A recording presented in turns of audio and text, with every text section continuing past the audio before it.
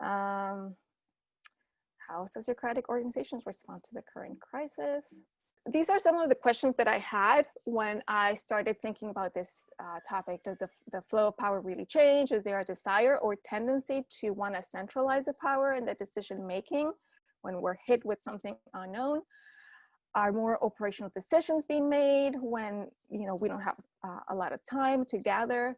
And what makes sociocratic organizations resilient? So this is, so I'm going to show you a little bit of what we collected. So I put out a survey both in English and Spanish.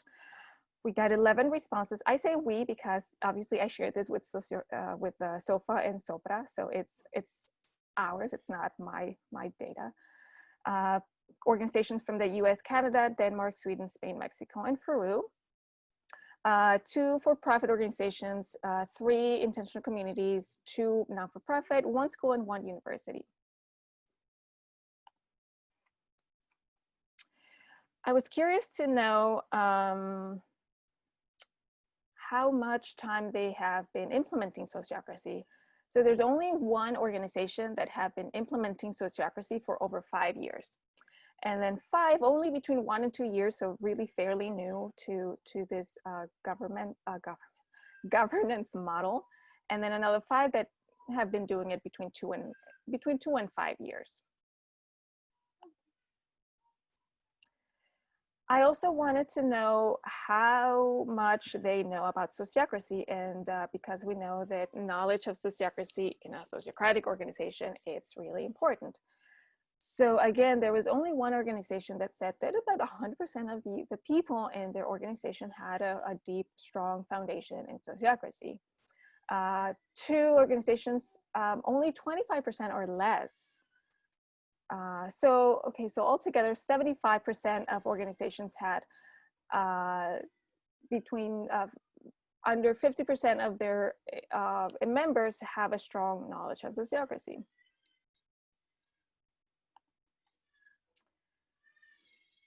Obviously, depending on the context of your organization, crisis is going to have a different impact on us.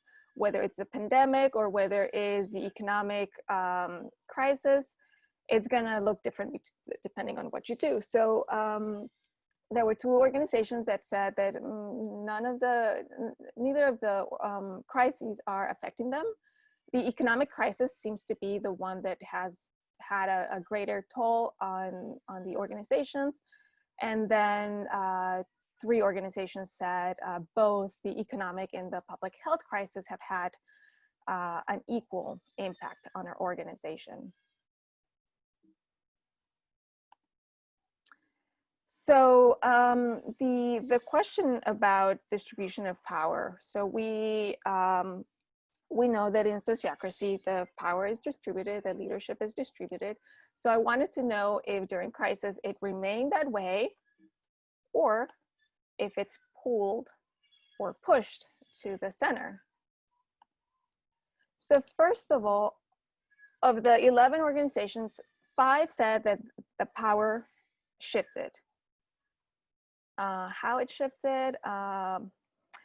2 organizations said that the power was centralized, but only during that first shock. So, we learn about what's going on, and there's a tendency to have a few making decisions.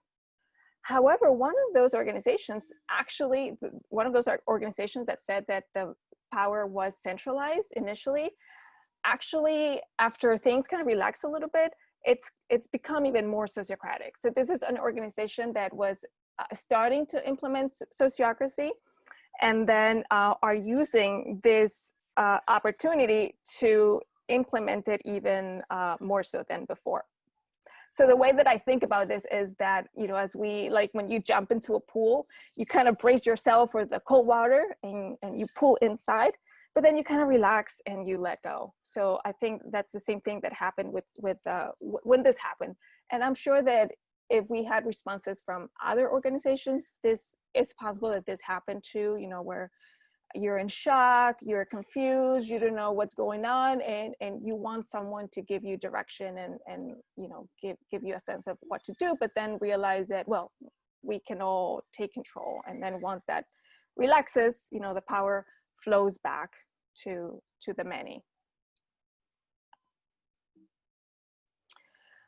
What about tensions? I mean, tensions are always there, but, you know, when you're, you know, stretched because of the circumstances, you know, there is a potential for greater tensions. Only 2 organizations said that they were experiencing significant tensions. 3 had no tensions, and then the rest kind of fell in between minor and some tensions. And I know that at least one of these with significant tensions was one of the organizations that had people with very basic, superficial knowledge of sociocracy. So perhaps, you know, it was something related to the process. Then I wanted to know, what are their top strengths? You know, what are you guys doing really good? And something that really amazed me was to see that interpersonal skills and trust in each other were the top strengths reported by most organizations. So out of 11 organizations, 9 said that interpersonal skills and trust in each other are their top strengths, which, you know, that in and of itself speaks a lot about sociocracy, because if you survey 11 organizations, like top-down, command and control type of organizations, most likely interpersonal skills and trust in each other are not going to be their top strengths. I doubt it, because I've been there and I know there's a lot of issues. So that was really reassuring. On the other end, well, if you see here, the organization stability and the, let me move you guys so I can see my slide, and the caring deeply about each other, those were actually options that were entered by the respondent. So it's not that that is not a top strength, it wasn't an option given, it was written. So from the options given, transparency and giving and receiving feedback were at the lowest end of organization strengths, which I don't find surprising, because we all know that giving and receiving feedback takes you know, some getting used to and training. So then what are your top weaknesses, I asked. And again, you know, ability to receive feedback was one of their top weaknesses, but also strong knowledge of sociocracy, which was kind of interesting, because there was only, if I recall, one organization that only had 25% or less people with strong knowledge. Everybody else had at least 50% to 100% of members with a good grasp around sociocracy. But, you know, even if they know sociocracy, they still noted that as some of their weaknesses. But so you can see that trend, right? There's trust, there are, you know, there is connection, but the giving and receiving feedback is not so good. There was something else that I actually wanted to show you in the strengths. So the third one, the clear vision, mission, and aims, is also up there. So when I think about tensions, and, you know, these organizations are not really experiencing significant tensions, you know, these are organizations that care for each other, they trust each other, and they have a clear vision. So, you know, they're walking together, and they have skills that are helping them, interpersonal skills that are helping them kind of get through the crises that we are going through. Some other challenges noted, and these were things that were, again, provided by some of the respondents, that uncertainty makes it difficult to plan and make decisions. So as much as we want to have a plan, if you don't know how things are going to be in a few months, you don't know. This was, I think, a school, you know, planning what to do come September for the new school year or July. It's still kind of difficult, because, you know, a lot of things can happen. Physical distance is a concern for the way that we relate to each other. There was a respondent that said, I don't like how we are, I don't like how we feel when we end our meetings online. We need that deep connection. So for people that are used to having meetings in person, not being able to be in person anymore felt like it was deteriorating the relationship that they have, or the the connection. And interestingly, because transparency was one of the top weaknesses as well, and not one of the top strengths, someone said that during the time of crisis right now, that it is challenging to be transparent. And by transparent, I guess I was trying to our information being shared clearly, transparently, decisions, how we feel. And this person said it's challenging to be transparent because I don't want, and other feels the same way, that we don't want to hurt someone that it's already going through a difficult situation, which again kind of connects back to that difficulty in giving and receiving feedback. So it makes it even harder, people think or felt right now. So we're kind of tiptoeing around what to say. I'm gonna skip that. So what is emerging right now? There are, in some organizations, there's new leadership flourishing. Communication is actually improving, even though there were some tensions. And this is an organization that had some significant tensions, but like a tension, it's always an opportunity for growth. So for them, this tension kind of propels them to allow new leadership to flourish and to work on their communication. Another company said that they were able to quickly shift operations and develop new products that fit with what the market needs and what makes sense right now. And by doing so, now they have a stronger company. Another one shared that their organization did a SWOT analysis. I don't know if everybody knows what is a SWOT analysis. Is an analysis that looks at strengths, weaknesses, opportunities, and threats. And they identify Sociocracy and Zoom as their biggest strength. An organization in Mexico that does a lot of social justice says that they are relying on the transparency and the collective intelligence that they draw from this model from Sociocracy to create an emergent plan, and that it's allowed them to communicate the difficulties and the challenges that they're dealing with.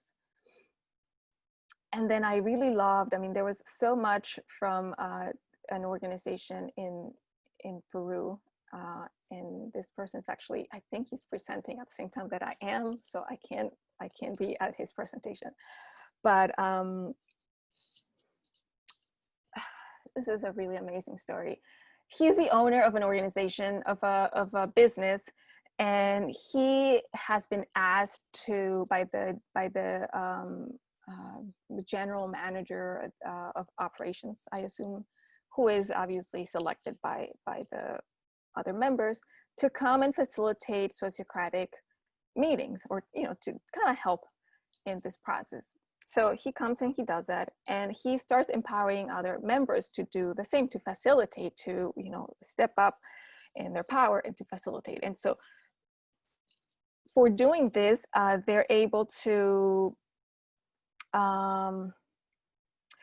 feel empowered, but also understand the importance of showing up as their true selves and understanding their vulnerabilities.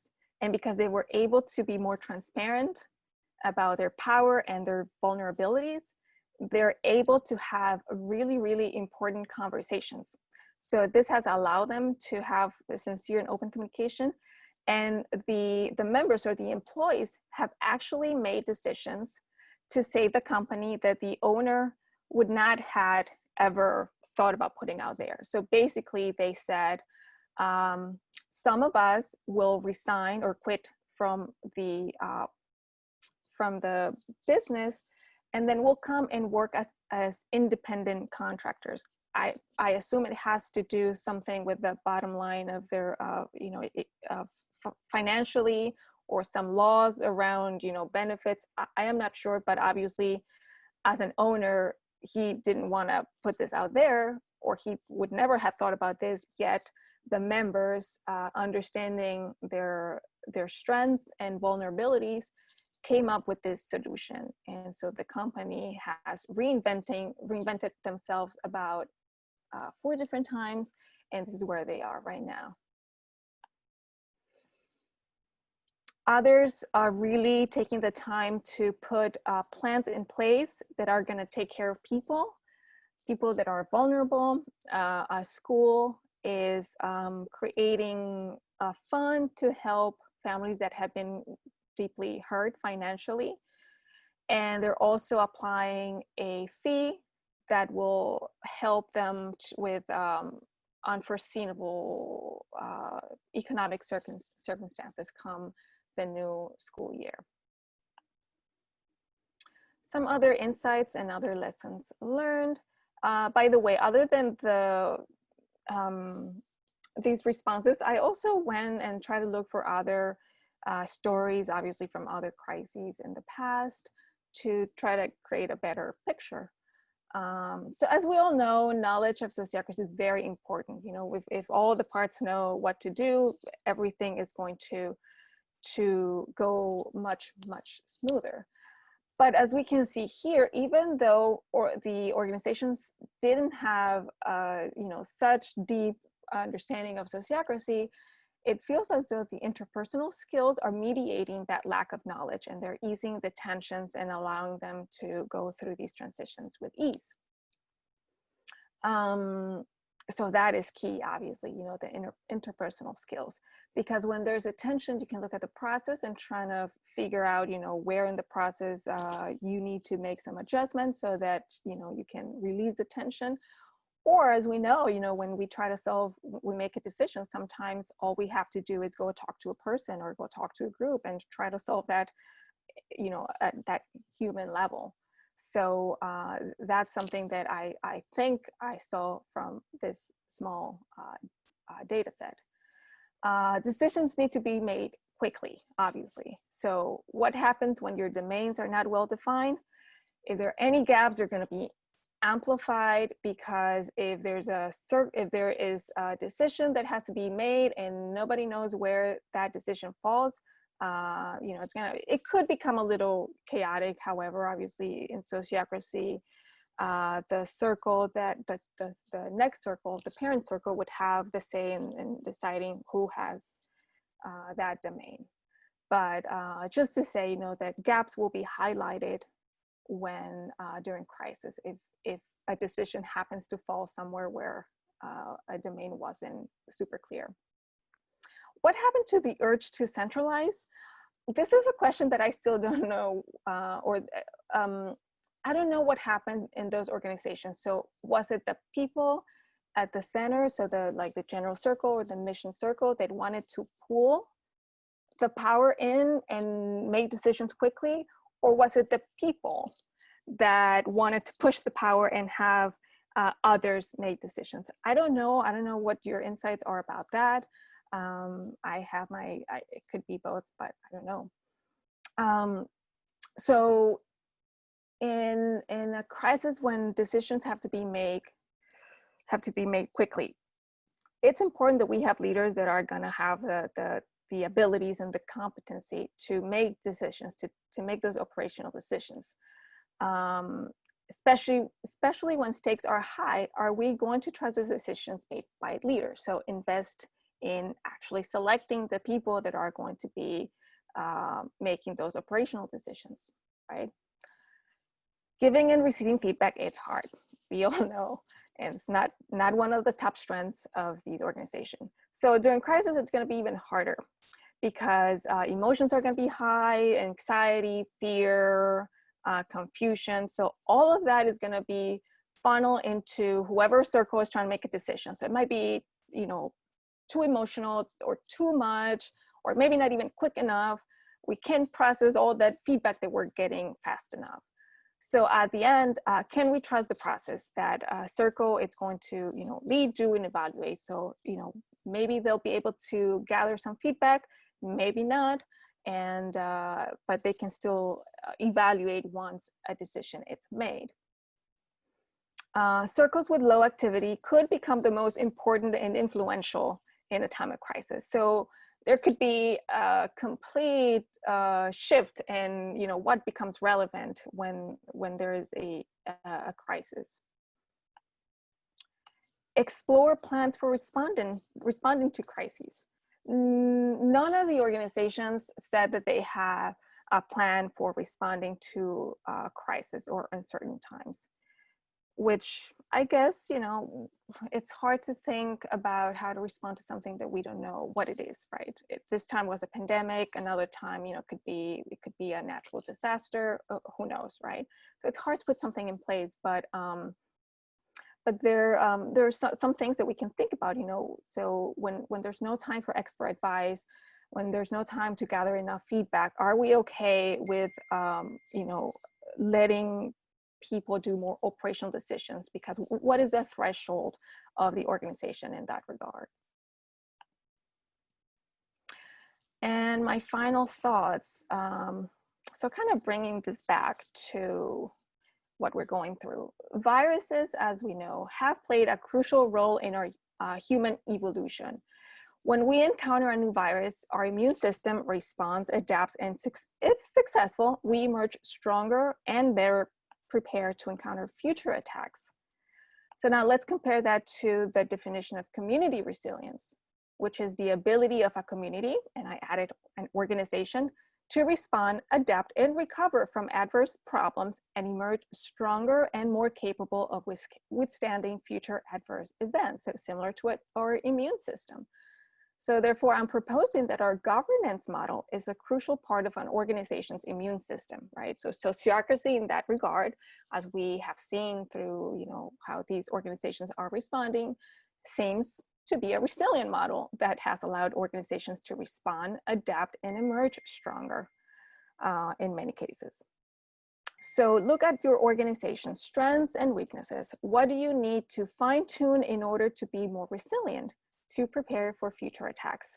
Is it that you need more training, more people? Remember, everyone with authority needs to be trained. Do you need deeper connections? Because deeper connections can lead to self-repair in organizations, as we can probably guess and see. Do you need to strengthen your ability to give and receive feedback? And here, one thing that I can say is that if it's hard to give or receive feedback, why don't you start by evaluating yourself? So in a meeting, if you find it hard to say something about someone else or the process, you can start by reflecting on your own performance and on your own, what you're doing. And that in and of itself can open up the door for others to do the same. And so then we all become self-aware, self-correcting humans who are collaborating in an organization that can self-repair, can navigate these complex times.